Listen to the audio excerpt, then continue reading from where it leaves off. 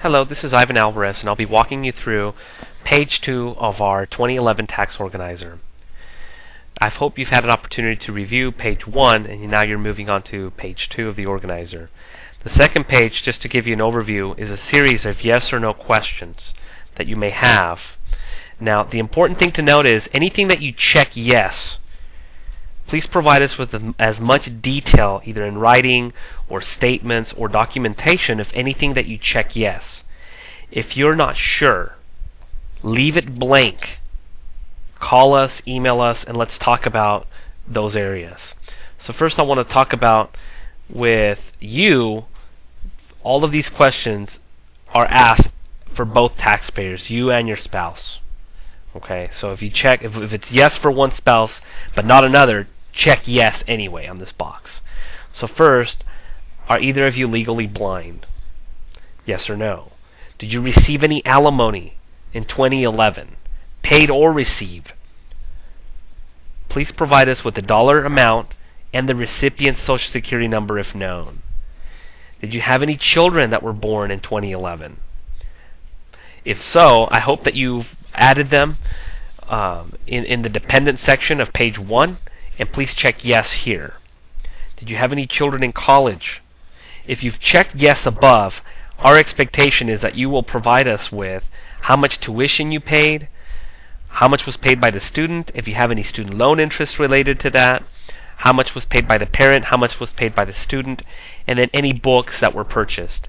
Now, I often get a question when it comes to tuition and fees. There's several credits out there, and the credits change year by year. But the general gist of a lot of these credits, for what's deductible and what's not, especially as an education expense, is tuition and fees tend to be deductible. Also, any items that are listed on the syllabus that are required. So for example, if you're taking a course and it's required for you to have lab protective equipment or lab clothing, that would be deductible. So please list those additional expenditures under other expenses. And please provide us with a description and an amount. Next, did you pay any tuition for private school for a dependent or to take classes yourself? Okay, so this is if you're going out and paying for continuing professional education, or if you paid for a dependent to go to private school. Please provide us with who was the student, the name of the school, and the amount paid. Next, did you purchase a home in 2011? Please provide us with details such as the purchase price. Did you sell a home in 2011? Again, please provide us with the closing statement. Another important aspect is if you did sell a home, was that home your primary residence? That's important for us to know because part of the gain or loss, we may be able to have some tax advantages if it's your primary home.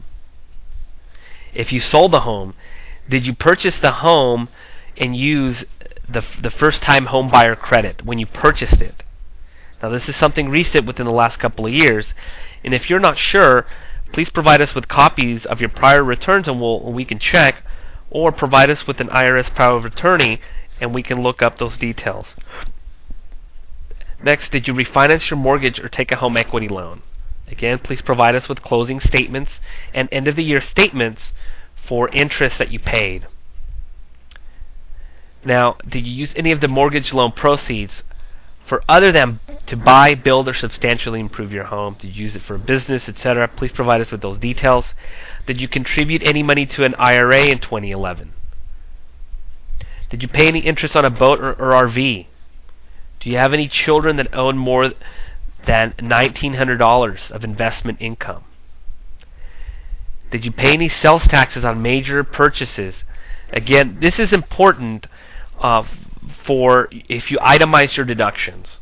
Now, your sales taxes are deductible, and if you don't have receipts for all your sales taxes, the tax code gives us a provision where we can estimate, based on your adjusted gross income, sales taxes for the year. But it's important if you made a major purchase, a vehicle, a boat, or a home, and you're paying a significant amount of sales taxes, that you provide us with those specific details because you may have some additional deductibility. Further, I also get questions about taxes in general, about whether vehicle registration taxes are deductible. Again, the general rule, and again this is a general rule, is ad valorem taxes. In other words, taxes that are based on the value of assets are deductible.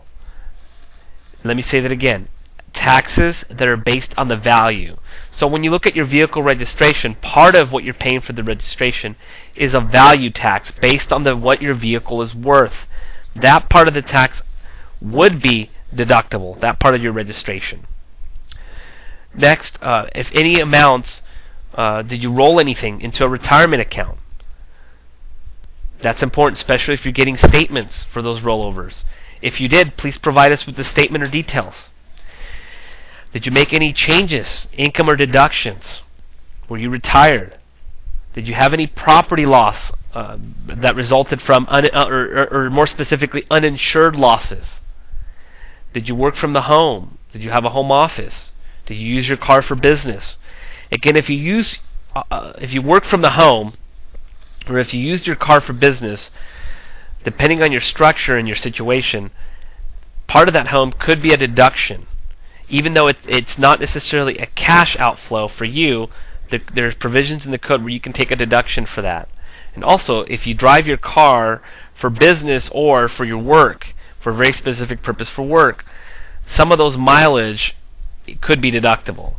So please provide us at the bare minimum with the square footage of the home and how many months you use a particular area in your home as a home office, and for your car, at least the year, make, and model of the car, and about how many miles did you drive that were business related over the year. Next, did you sell or transfer any stock or sell rental or investment property? Did you receive any income from an installment sale? Did you own a business or an interest in a partnership, corporation, LLC, or other venture? Okay, this is important because the expectation is that you'll receive a K-1. And that K-1 is going to flow to your personal tax return. That's the first part. The second part, there are some aspects that could affect your personal income taxes from partnerships and corporations, such as if there was a dividend distribution, or for partnership, indebtedness, things that could affect your basis. Next, have you paid the alternative minimum tax in previous years? This is generally for high income taxpayers. There's something called the alternative minimum tax that basically strips away some of the deductions and gives you an additional tax in addition to your income tax that you could be subject to. If you're not sure, just check no, especially if you haven't paid it in previous years. That's what the question is asking, not whether we think you'll pay it in this year. We'll take care of that and make that determination on your behalf. Did you have any investments that became worthless, or were you a victim of investment theft in 2011? Again, if you had some stock and the company went bankrupt, or the company just became absolutely worthless, let us know about some of those investments. Were you granted or did you exercise any employee stock options? Very important. Did you have any domestic employees in your home? Any maids? Did you engage in any farming activities? Did you purchase a new energy efficient car or truck? Did you make any energy efficient improvements to your home? If you made any energy efficient improvements to your home, please provide us with the details, such as what was the improvement and what did it cost you to make that improvement. If you're trying to make improvements and claim some energy efficiency credits, please provide us with the specific make and model of those appliances that are energy efficient that you made to your home, or details about the building materials that were approved for energy efficiency. Were you involved in any bankruptcy, foreclosures, or repossessions of any debt, or did you have any debt that was canceled over the year? Again, there's a very specific provision in the tax code that if you did file for bankruptcy, depending on some options, your bankruptcy estate could be responsible for your income taxes. Or it could be the other way, where you're responsible for your income taxes even though you don't have any assets to pay those income taxes. Now, if you had any repossessions or foreclosures, you may have some debt forgiveness. or some losses that result from that. Again, if you check yes, please provide us with as much information. You're a member of the military. Was some of your income earned overseas? Were you on a deployment? Did you have some military benefits? Were you a citizen of the United States, and were you living in a foreign country? Did you earn income in that foreign country? Do you have any foreign investments or bank accounts? The last one is, would you like a specific person to be allowed to speak to the IRS on your behalf? Please provide us with that person's name, phone number, and PIN that you want them to have. Now, the PIN is anything that you want, any 5 digits that you want. And this will help the IRS confirm that they are able to speak to the IRS on your behalf. Any state information. If you moved to our state or to a state within the year, please provide us with that information if you're a part-year resident, 4-year resident, or if you're just not a resident. And please provide us with the dates. Again, do you own or rent your home? Please provide us with that specific information.